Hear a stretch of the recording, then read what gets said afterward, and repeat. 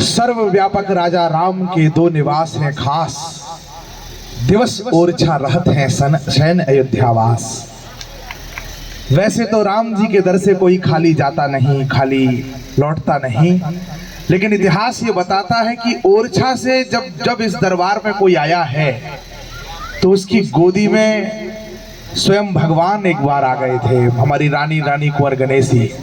तो मेरी झोली में भी कुछ ना कुछ आएगा, आपका स्नेह रूपी आशीष आएगा। आप सबकी उपस्थिति को प्रणाम करता हूँ। माँ बेतवा के तट से माँ सरयू के तट तक की यह यात्रा मेरे जीवन की सार्थकता को देने वाली है। पूज्य मंच श्रद्धेय बाबूजी, राष्ट्र जागरण धर्म हमारा का यह मंत्र पूरी दुनिया में गुंजायमान हो रहा है। कैसा सौभाग्यशाली जीवन और व्यक्तित्व उनका होगा जिन्हें भगवान श्री राम ने अपने नगर की सेवार्थ चुना है। ऐसे नगर के प्रथम नागरिक कहें या सेवक कहें, आदरणीय महापौर जी की उपस्थिति, उनको प्रणाम करता हूं। श्रद्धेय हरिओम पवार जी और मंच के सब बड़े साथीगण। आधा मिनट इसमें बीत गया, जैसे कोई प्रोफेसर पीछे छड़ी लेकर के बैठा हो, वैसे ही आदरणीय बत्रा जी हम लोगों के पीछे घड़ी लेकर के बैठे हैं। मैं 4 पंक्तियां पढ़ता हूं, निवेदन करता हूं। हनुमान अवतार बताए जाते हैं शिव शंकर का। हनुमान अब तबे ओरछा से आया हूं तो ओरछा में चंद्रशेखर आजाद जी ब्रह्मचारी हरिशंकर एक साधु का वेश बना करके हनुमान जी के मंदिर के पुजारी बनकर के रहा करते थे। मैं मानता हूं कि अवतार निरंतर होते रहते हैं और ऐसे कुछ अवतारों में मैं कुछ अवतार देखने की कोशिश करता हूं, वो दृष्टि आप तक पहुंचाता हूं। 8 पंक्तियां सुनाता हूं कि हनुमान अवतार बताए जाते हैं शिव शंकर का, चंद्रशेखर भी वेश बदलकर रहते थे हरिशंकर का। चंद्रशेखर भी नाम एक है वैसे भोले बाबा का, हनुमान सा रूप वही हो जैसे भोले बाबा का, एक दूजे की उपमा के उपमान दिखाई देते हैं। मुझको तो शेखर में भी हनुमान दिखाई देते हैं, मुझको तो शेखर में भी हनुमान दिखाई देते हैं। बाबूजी सामने बैठे हैं, उन्होंने ताली नहीं बजाई।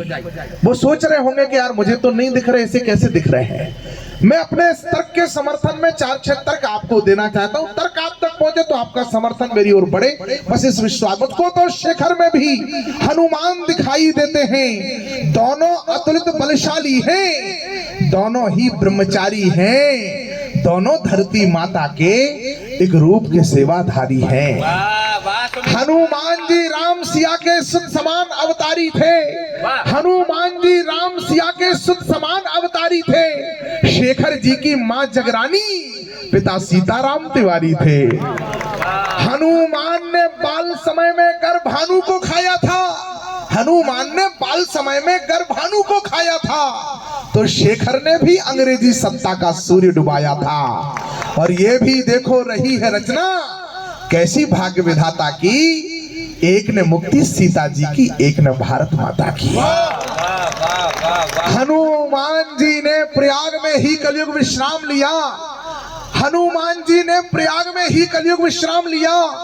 शेखर जी ने भी प्रयाग में अंतिम क्षण तक काम किया, शेखर जी ने भी प्रयाग में अंतिम क्षण तक काम किया। और काशी में यह कथा दोनों की हो जाती अति रोचक है। चंद्रशेखर आजाद जी का वह संकल्प वहीं जन्मा था अदालत में, आजाद हूं, आजाद था, आजाद रहूंगा। काशी में यह कथा दोनों की हो जाती अति रोचक है, दोनों का ही रूप वहां पर होता संकट मोचक है। और इसीलिए मुझको लगता यह रूप ना कोई दूजा है, इस धरती पर हनुमान ने हनुमान को पूजा है। ये 10 पंक्तियां बस एक टिप्पणी करने के लिए लिखे कि मेरे भाइयों मेरी बहनों, अवतार निरंतर होते रहते हैं। कृष्ण जी के साथ खेलते हुए सखाओं को ये तनिक भी एहसास होता कि ये साक्षात नारायण हैं, तो सुदामा उनसे कालिया नाग के पास से बोल लाने के लिए ना कहते। अवतार निरंतर होते रहते हैं। मुगदर की जगह कोई सन्यासी, कोई भगवादारी बुलडोजर ले ले, पर काम तो धर्म का तब भी चलता था और काम तो धर्म का अब भी चलता है। पूछा बाबा से, बाबा ये नाम क्यों बदल रहे हो? एक हमारे तिवारी जी ने टिकट लिया था बनारस, जहाँ इलाहाबाद से लेकर के फैजाबाद का बाबा ने दोनों नाम बदल दिए। इलाहाबाद का प्रयागराज हो गया, फैजाबाद का अयोध्या होगा। तिवारी जी बिना टिकट हो गए। लोगों को तकलीफ हुई कि ये नाम क्यों बदले, तो मैंने बाबा से पिछली बार 22 अक्टूबर को दीपोत्सव में आया था, तब मैंने बाबा से पूछा बाबा नाम क्यों बदले। एक सन्यासी का उत्तर और उनका संकल्प दोनों पर इस पवित्र तट पर 8 पंक्तियां आपके बीच में पढ़ना चाहता हूं। बाबा ने कहा कि मत कहो हमसे कि काम ये कैसा किया है, हमने तो नाम बस पहले जैसा किया है। हम पर हुए हमलों की कहानियां बहुत है, जख्म है जख्मों की निशानियां बहुत हैं। कहां है हस्तिनापुर, कहां है कर्णावती, कहां है लक्ष्मणपुर, कहां है भाग्यनगर। अरे मार्ग जो भी रुद्ध है, मार्ग जो भी रुद्ध है, मार्ग जो भी रुद्ध है, उसको प्रशस्त करना है। मीडिया होगी तो उनकी चिंता है कि 23 में क्या होगा, 24 में क्या होगा, 29 तक का परिणाम बोल जाऊं तो फिर आपकी तालियां आकाश में गूंजनी चाहिए कि मत कहो कहां है हस्तिनापुर, कहां है कर्णावती, कहां है भाग्यनगर, कहां है लक्ष्मणपुर। मार्ग जो भी रुद्ध है, मार्ग जो भी रुद्ध है, उसको प्रशस्त करना है। थोड़ी देर रुको, दिल्ली को इंद्रप्रस्थ करना है। थोड़ी देर रुको, दिल्ली को इंद्रप्रस्थ करना है। अब मैं एक बात कहे, किसी ने कहा दीदी की संख्या बहुत बढ़ गई हमारी। सरयू के तट से, सनातन धर्म के सबसे बड़े तट से एक उत्तर दे रहा हूं जिन्हें अपनी संख्या पर थोड़ा अहंकार आ रहा हो। बाबा तुलसी से कहा आगरा में बैठे एक शहंशाह ने कि तुम हमारे मनसबदार बन जाओ। हमारे कवि कुल के बाबा तुलसी ने एक दोहा लिखा कि हम चाकर रघुवीर के, लिखो पटो दरबार, तुलसी अब क्या होएंगे नर के मनसबदार। पूज्य संत चरण बैठे हैं। बाबा तुलसी को जेल में डाल दिया गया। इतने ज्यादा आक्रमण हुआ कि एक दिन के अंदर ही बाबा तुलसी को रिहा करना पड़ा। किसके कारण करना पड़ा, 4 पंक्तियों में उन तक उत्तर पहुंचाइएगा जिन्हें लगने लगा है कि हमारी संख्या बढ़ गई है। तो इस पवित्र सनातन धर्म के एक साक्षात जाजुल्यमान ज्वलंत दीपों की उपस्थिति में कह रहा हूं कि रहने वाले गिरिकंदरा के अंदर भी या तो पूरा समर्थन या फिर आपकी खामोशी, कि रहने वाले गिरिकंदरा के अंदर भी लड़ जाते हैं। आतुर होकर ये धरती और अमर भी लड़ जाते हैं। अरे संख्या बल पर धर्म मिटाने के मंसूबे काले सुन, यहां धर्म की रक्षा हेतु बंदर भी लड़ जाते हैं। यहां धर्म की रक्षा हेतु बंदर भी लड़ जाते हैं। 4 पंक्तियां और पढ़ता हूं। अंडमान गया था सेलुलर जेल में, 9 मिनट रहने की कोशिश की तो पूरा शरीर 23 जनवरी को ही तरवतर हो गया, जबकि ठंड का मौसम था। सोचा कैसे कटे होंगे 13 साल यहाँ पर। फिर उन बदतमीज स्वरों के बारे में सोचा जो कहते हैं सावरकर जी ने तो वो क्षमा मांगी थी। मैंने 4 पंक्तियां वहीं पर लिखी कि निश्चित घना अंधेरा होगा वो दिनमान नहीं हो सकता, संस्कृति और संस्कार से वो धनवान नहीं हो सकता। जिसको तिल तिल तपने वाले सावरकर में दोष दिखे, निश्चित है वह एक पिता की निसंतान नहीं हो सकता। उस कोठरी से नीचे आया तो एक कोल्हू के दर्शन होते हैं। आप जाइए एक बार अंडमान जाकर के सेलुलर जेल में। उस कोल्हू के दर्शन करते हुए एक बच्चे ने 8 साल के अपनी माँ से पूछा, माँ इस कोल्हू से क्या निकलता था। वो माँ उत्तर देती इससे पहले मेरे कवि ने उत्तर दिया। 4 पंक्तियों में बताता हूं उस अंडमान के कोल्हू से क्या निकलता था कि साहस शौर्य समर्पण वाला सत निकला था कोल्हू से, भारत भू की भक्ति वाला व्रत निकला था कोल्हू से, और छिली देह से वीरों ने जब तड़प तड़प कर घूमा तो तब जाकर आजादी का अमृत निकला था कोल्हू से। जिन देवताओं के दर तक अभी कोई दूजा नहीं गया, इस अमृत महोत्सव में उन्हें पूजना है जिन्हें अब तक पूजा नहीं गया। क्योंकि घोर गुलामी में भी जिनकी शौकत शान बड़ी थी, जिनके दरवाजे पर सत्ता सुविधा लिए खड़ी थी, उन्हें भूलकर जिनके ऊपर बंदी बहुत कड़ी थी, हम उन्हें पूछते रहे जिन्हें ना लाठी कभी पड़ी थी। हम उन्हें पूछते रहे जिन्हें ना लाठी कभी पड़ी थी। तब हम सदियों से, अब जहां से आया हूं आज 4 पंक्तियां वंश दरबार की पढ़ देता हूं कि हम सदियों से सुनते आए गाथा अनुपम धाम की, भव सागर की, वेतरनी उस 2 अक्षर के एक पूरा समग्र भारत मेरे सामने बैठा है, पूरे भारतवर्ष से लाइव आए हुए लोग यहाँ पर बैठे, तब कह रहा हूं कि हम सदियों से सुनते आए गाथा अनुपम धाम की, भाव सागर की वैतरणी उस दो अक्षर के नाम की। ऐसा अद्भुत अनुपम अद्वितीय नाम संसार की किसी भी भाषा में कोई दूसरा है ही नहीं। जो एक बार कहा जाए राम तो संबोधन है, किसी का नाम हो जाता है, मेरे प्रभु का नाम है। एक बार कहो तो राम तो संबोधन, दो बार कहो राम राम तो अभिवादन, तीन बार किसी घटना पर निकल जाए राम राम राम तो संवेदना, बार बार कहा तो संकीर्तन, कहते रहो तो साधना, साधना की निरंतरता हो जाए तो सिद्धि। और संत चरण बैठे वो बताएंगे कि राम नाम की सिद्धि जिसे मिल जाए उसके जिंदगी की सार्थकता। भगवान के प्रेमावतार श्रद्धेय स्वामी राम हर्षण दास जी के मंडपम में यह कार्यक्रम हो रहा है, आज जहां आप सब कविगण वहां रुके हुए हैं। तब निवेदन कर रहा हूं कि हम सदियों से सुनते आए गाथा अनुपम धाम की, भव सागर की वैतरणी उस दो अक्षर के नाम की, चार वेद का सार वही है वो जीवन रस गीता है। तमाम सनातन धर्मी भाई बहनों से कह रहा हूं, इसरो के चीफ ने कहा कि हमें ये चंद्रयान के प्रक्षेपण के सूत्र वेदों से मिले हैं। तब कहता हूं, एक टिप्पणी करी कि वेदों से जुड़े रहिए मेरे भाइयों बहनों, जो लोग वेदों से नहीं जुड़े रहे उनके ही नाम आज नावेद और जावेद हो गए हैं। चार वेद का सार वही है वो जीवन रस गीता है, मन में लक्ष्य लिए लक्ष्मण है, भक्ति स्वरूपा सीता है, तीन लोक और दसम दिशाएं महिमा सारे वर्णों में, अतुलित बल के धाम विराजे हनुमान जी चरणों में। प्रभु ने कैसे की लीलाएं वो तो सबने जानी है, लेकिन हम क्या सीखे उनसे बात मुझे बतलानी है। प्रश्न खड़ा है दशरथ घरी क्यों आए थे राम जी, प्रश्न खड़ा है शबरी जूठन क्यों खाए थे राम जी। जब राम जी कहते हैं जाति भेदो न ग्राहो शनम नयम भिन्नता, जब हम राम जी कहते, जब देश राम को मानता है तो उसे राम की भी मानना चाहिए और अपने हर हिंदू को गले लगाने का संकल्प लेकर के इस तक से जाना चाहिए।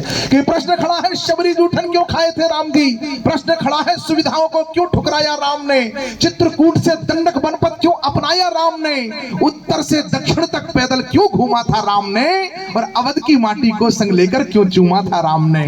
प्रभु ने आकर संबंध, अंतिम चार पंक्तियां भगवान श्री राम के जन्म का हेतु, भगवान श्री राम की जन्मभूमि पर खड़े होकर के कहने की एक चेष्टा पूज्य संत चरणों में बैठ करके कह रहा हूं कि क्या इतना कि प्रभु ने आकर संबंधों को एक नया अनुबंध दिया, प्रभु ने आकर संबंधों को एक नया अनुबंध दिया।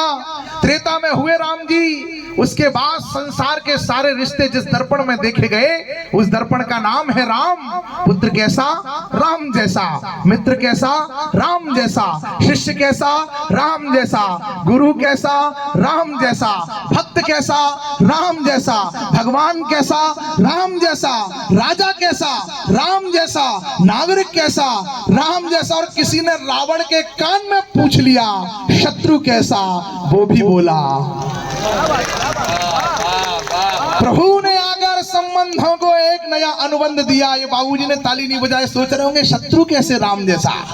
मेघनाथ के वध के बाद गई थी सुलोचना मंदोदरी के पास की माँ अपने पति के अंतिम दर्शन करने के लिए, मुझे उनका सर देखना है, सर तो आया ही नहीं। तो मंदोदरी ने कहा कि जाओ राम जी से मांग लाओ, वो सबकी झोली भरते तुम्हारी भी सुन लेंगे। तो उसने कहा चली जाओ, उन्होंने कहा निश्चिंत होकर के चली जाओ, तुम्हारे सम्मान को कोई हानि नहीं होगी, वो राम का दल है रावण का नहीं। और जाकर के राधे श्याम रामायण जी लिखते हैं कि मेघनाथ जाके सुलोचना खड़ी हो गई थी कि मेघनाथ लखड़ का महायुद्ध तो केवल ऊपरी। उसने कहा मांगने से पहले पहले लक्ष्मण जी को ये तो बता दो कि तुमने नहीं की जीता है ये युद्ध, ये तुम्हारे कारण युद्ध नहीं जीता गया है, किसने जीता है।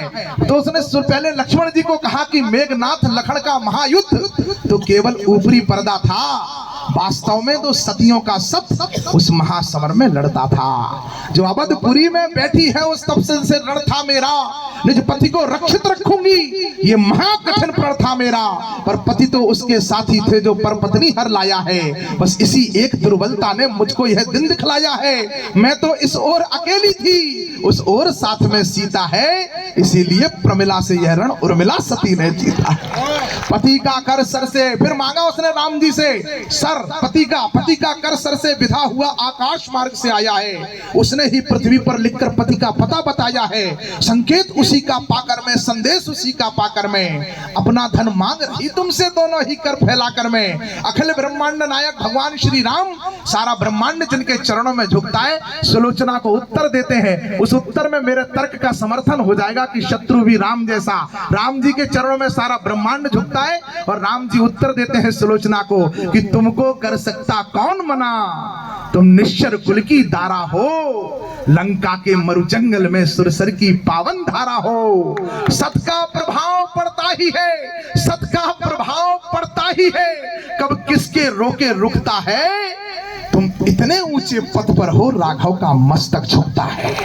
प्रभु ने प्रणाम आप सबको। प्रभु ने आकर संबंधों को एक नया अनुबंध दिया। जिस रिश्ते की जो मर्यादा, मुझे विदा करिएगा, मैं राम जन्म का हेतु कह के आपके बीच से जा रहा हूं कि प्रभु ने आकर संबंधों को एक नया अनुबंध दिया। जिस रिश्ते की जो मर्यादा, उसको वही प्रबंध दिया। क्या इतना कि रावण को यमलोक ने पहुंचाना था, या भक्तों को दिया हुआ कोई उनका वचन पुराना था।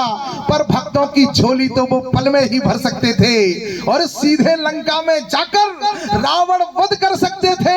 फिर क्यों आए धरती पर? 14,000 वर्ष का जीवन राम के रूप में धरती पर जीने वाले प्रभु का अवतार का हेतु कि क्या इतना कि रावण को यमलोक उन्हें पहुंचाना था, या भक्तों को दिया हुआ कोई उनका वचन पुराना था। पर भक्तों की झोली तो वो पल में ही भर सकते थे और सीधे लंका में जाकर रावण वध कर सकते थे। पर भाता है प्रभु को जो, आपकी तालियां बताएंगी कि मैं आप तक कितना पहुंचा हूं, कि पर भाता है प्रभु को जो वो करके हमें दिखाना था, क्योंकि राम को थोड़ा सा हमको भी राम बनाना था, क्योंकि राम को थोड़ा सा। इसीलिए है राम के बेटो कर्म के पथ को अपनाओ, राम स्वयं है रूप धर्म का, धर्म के पथ को अपनाओ, वरना धर्म भी जीवन में फिर कष्ट कष्ट भर देता है। यह अक्षय पथ नहीं है, अनिवार्य है। अंतिम पंक्ति पर संतों की तरफ से कह रहा हूं कि वरना धर्म भी जीवन में फिर कष्ट कष्ट भर देता है। जो धर्म नष्ट करता है उसको धर्म नष्ट कर देता है। बहुत बहुत धन्यवाद। बहुत